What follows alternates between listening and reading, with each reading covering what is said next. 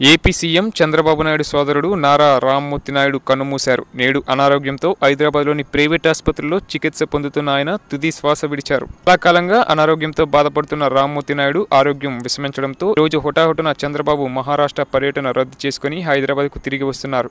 ఈ క్రమంలోనే రామ్మూర్తి నాయుడు మరణవార్త విని నారా వారి కుటుంబాన్ని కలచవేసింది. గత కొంతకాలంగా హైదరాబాద్ గచ్చిబౌలిలోని ఏఐజీ ఆసుపత్రిలో చికిత్స పొందుతున్న చంద్రబాబు నాయుడు సోదరుడు రామ్మూర్తి నాయుడు నేడు పరిస్థితి విషమించడంతో తుది శ్వాస విడిచారు.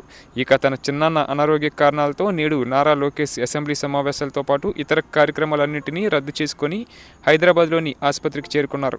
సీఎం చంద్రబాబు కూడా మహారాష్ట్ర పర్యటన రద్దు చేసుకుని హైదరాబాద్కి తిరిగి వస్తున్నారు.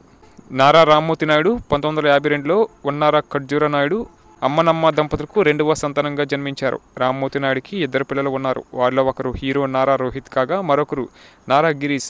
1994 నుండి 99 వరకు చంద్రగిరి శాసనసభ నియోజకవర్గానికి టీడీపీ తరపున ఎమ్మెల్యేగా రామ్మూర్తి నాయుడు పనిచేశారు. రామ్మూర్తి నాయుడు కొంతకాలం పాటు టీడీపీలో కీలకంగా పనిచేసిన ఆయన ఆ తర్వాత తన అనారోగ్య కారణాల దృష్ట్యా రాజకీయాలకు దూరమై ఇంటికే పరిమితమయ్యారు.